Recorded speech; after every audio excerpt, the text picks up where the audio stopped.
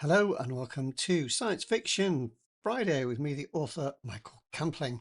And today we are reading, this being a Friday, we are reading from Dial G for Gravity. I won't hold the cover up because it's an old cover.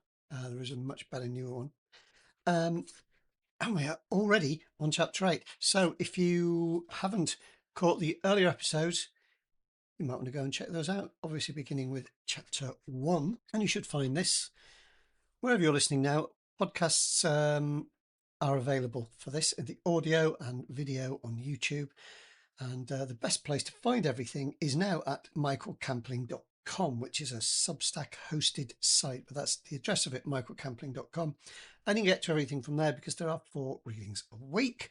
So we have Mystery Fiction Monday, Time Travel Fiction Tuesday, Thriller Fiction Thursday, and Science Fiction Friday. Without further ado, we will crack on. Dial G for Gravity, read by the author Michael Campling. Chapter 8, Globon Space Station, the Gamulon, Earth Orbit. Rawgeeb pressed the call button on the door to Bremel's quarters, and as he waited, he plucked a fleck of dust from the lapel of his best tunic, fingers trembling. What am I doing here? She won't want to be seen with someone like me. He glanced along the empty corridor. No one had seen him arrive.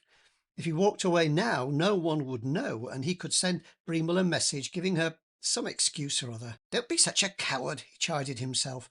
Grow a trio. Sorry, laughing at my own joke.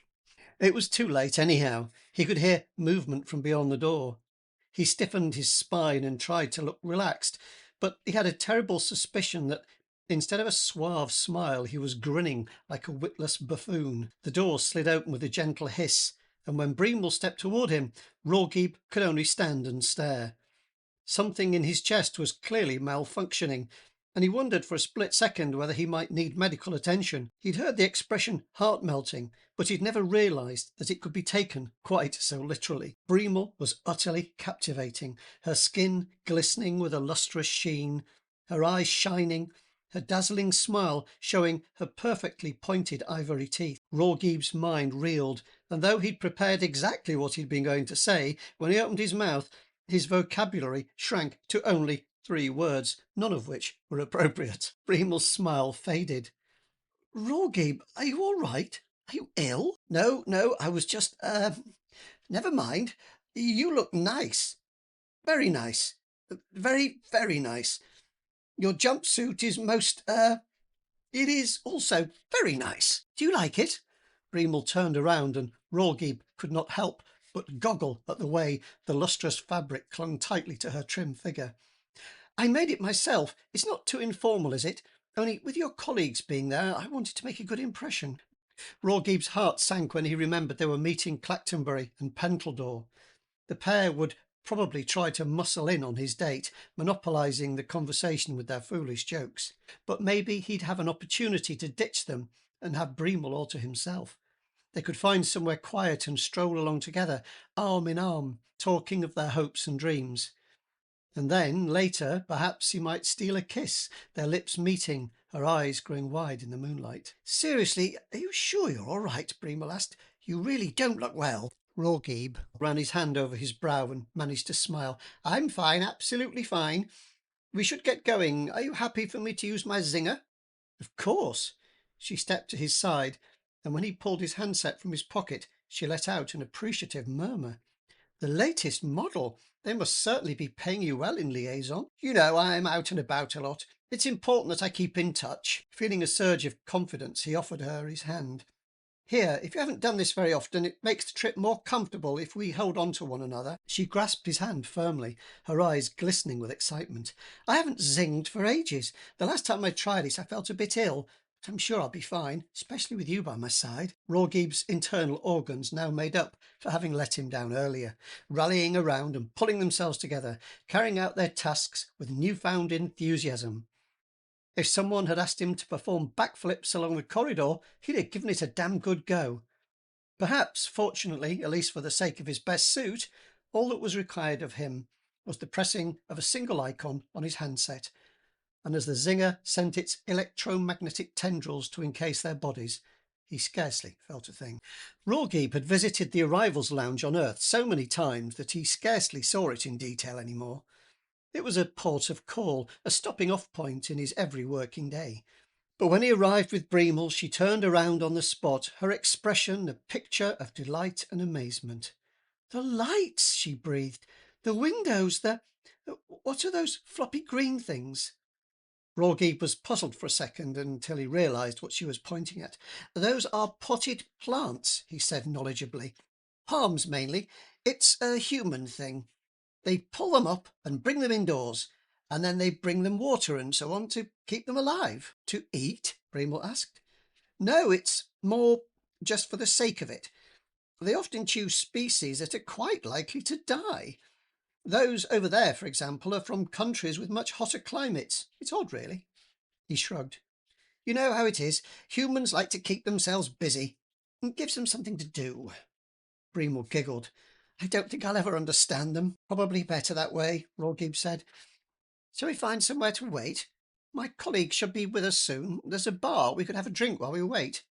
"Yes, please." Bremel was practically dancing on the spot. "That sounds perfect." "This way." Rawgeeb gestured across the room, and as they walked, he almost jumped when she took his arm. It was as though his earlier daydream was becoming a reality in front of his eyes. He had the urge to pinch himself. "Hey, Rawgeeb, over here!" Rawgeeb snapped out of his trance without the need for a physical stimulus. His co-workers were doing the job just fine. Clactonbury was waving for him from the executive bar, and perched on a stool by his side, Pentledore was staring at Bremel lasciviously. "I should have known," he thought. "It was too good to last." But when he looked down at Bremel and bathed in her smile, his mood quickly recovered. "It looks as though my colleagues are here already. Are you happy to go and meet them?" "Of course, that's why we came here in the first place, wasn't it?" "Yes," Rawgeeb replied. "Yes, it was, but maybe later." "Come on," Bremel said, tugging his arm. "Let's network." Rawgeeb couldn't quite keep the disappointment out of his tone. "All right, I suppose that's why you agreed to come along after all." Bremel pursed her lips. "Only indirectly." She smiled up at him and spoke quietly so that only he could hear. "I'm here to support you, Rawgeeb. Don't take this the wrong way, but I thought you might need a little help. Socially, I mean, and I wanted to help you because, not to put too fine a point on it, I think you're rather nice." "Oh," Rawgeeb said, and though the word was entirely inadequate, he hoped his smile might make up for it. "So let's get on with it," Bremel went on. Then later, we'll take it from there, okay?" Rawgeeb nodded vigorously. "More than okay, absolutely perfect." And with Bremel clinging tightly to his arm, they strode into the executive bar together. "But don't you see?" Rawgeeb asked, waving his hands in the air with such enthusiasm that his third martini slopped over the rim of his glass. "That's what makes liaison so interesting." "If you say so," Clactonbury drawled. "I know it's not politically correct and all, but after a while the humans all start to look the same to me." No, Rawgeeb retorted. He took a slurp of his drink. "It's all the little things, the foibles, the quirks that make them so fascinating." He gestured across the executive bar. "Take those, for example. Cheese plants. Why?" "Who cares?" Pentledore said. "When you get down to it, I'm not sure why humans do anything. Most of what they do just seems like a tremendous waste of time to me." "Ha!" Rawgeeb pointed his finger at Pentledore. "That's my point exactly. No other species in the galaxy is so wonderfully, so magnificently, so elaborately trivial. They're unique." Clactonbury and Pentledore exchanged a look, and Bremel laid her hand gently on Rawgeeb's arm. "I think you've made your point. Maybe we should get some fresh air. You were going to show me around, remember?" "In a minute," Rawgeeb said, patting her hand. "We should just get one more drink while we put the world to rights." He chortled. "The world, get it? This world. We're putting it right, aren't we? Upgrading it, little by little." "I think you've had enough," Clactonbury said gruffly. "I guess you're not used to Earth liquor." "Oh, I don't know," Pentledore said quickly. "Our friend is just letting off a little steam, that's all. You know what? I think I know just what he might like." He waved to attract the barman's attention, and when the human bartender marched briskly across to take his order, Pentledore said, "Do you have the makings of a Black Russian by any chance?" The barman pursed his lips, his expert eye assessing his customers. He seemed particularly interested in Rawgeeb, who was swaying slightly as he drained his glass. "Sir, we are fully stocked with a wide range of beverages from Earth and from across the galaxy. However, if the drink is for you and your friends, I have to advise you that Kahlua is made from—" "Yes, yes," Pentledore interrupted. "We know all that. We're all adults here. Just give us a Black Russian, 2 more martinis, and—" He looked at Bremel. "Are you sure you won't join us in an earth drink, my dear? You've been sipping that swamp sap special for a long time." "I like it," Bremel replied. "It reminds me of home. We used to make it ourselves back on Globon." Clactonbury flashed her a wolfish smile. "Maybe, but when in Rome—" "All right then," Bremel said. "What do you think I'd like?" "Tequila," Clactonbury stated. "It's made from a desert plant, and I think you'll enjoy its subtle flavour. It's very much a traditional earth thing. You lick the salt, gulp down the drink in one, then suck on a chunk of green fruit. Personally, I'd avoid the last part if I were you. One day last week, Pentledore and me had 8 or 10 tequilas, and afterwards my stomach was on fire. And what was worse, the next morning my head damn near split in two. I almost shed my skin. I blame all that fruit. Way too much citric acid." Bremel hesitated, but there was a gleam in her eye. "Go on then, just one." "Coming up, sir." The barman's hands were already busy. "Here's your Black Russian, but I really must—" "Thank you," Pentledore said quickly, slapping his credit card on the counter. "And don't forget to take a generous tip for yourself." The barman scooped up the card. "Thank you, sir. Enjoy your drinks." He processed the card quickly, then returned it with a flourish before scooting away. "Now," Pentledore said, handing the glass of dark liquid to Rawgeeb, "I think you're going to love this." Rawgeeb beamed, all his earlier worries taking flight. How silly he'd been, worrying about nothing. Here he was on Earth, enjoying a sophisticated local beverage with his new best friends. And to top it all, he had a beautiful young companion at his side. Everything was for the best. Everything was exactly as it should be. And from this point on, things would only get better. "Thank you," he said, raising his glass in the way that humans did. "Here's to us." A fragment of something he'd read somewhere popped into his mind, and he added, "Confusion to the enemy." "Confusion to the enemy," his friends chorused. And since Bremel was finishing her drink in one gulp, Rawgeeb followed her lead, draining the strange flavoured drink in one mouthful. "Hell's teeth!" Rawgeeb hissed. "That was good! So damn good!" He licked his lips, his eyes alight with feverish desire. "I have to have another. Bartender! Bartender, over here! Quick!" Hold on, buddy," Clactonbury said gently, but Rawgeeb pushed past him. Rawgeeb pounded the bar with his fist.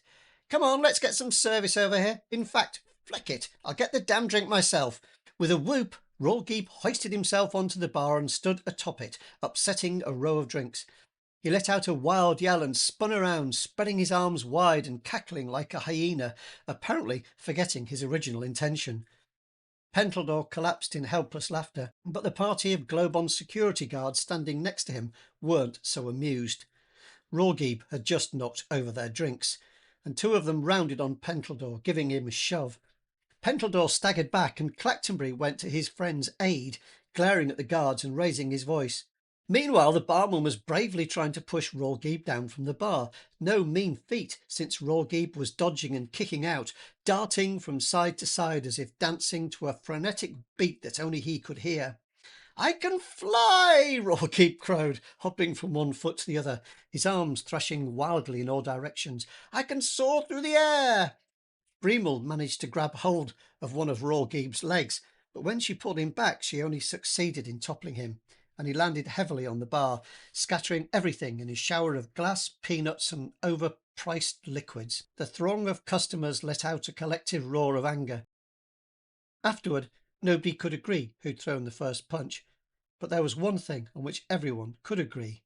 It had all been Rawgeeb's fault. And I'll stop there. Quite an exciting chapter, and lots going on.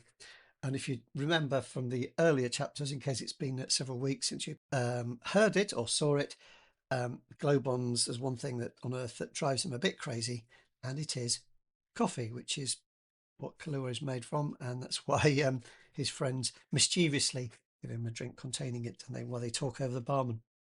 So that's just a bit of insider knowledge in case you'd forgotten that. So that's one thing Globons don't like. He mentioned it. Well, they like it, but they can't have it because it's a bit overactive for them, a bit psychoactive, and it is mentioned in the first chapter. So there you go.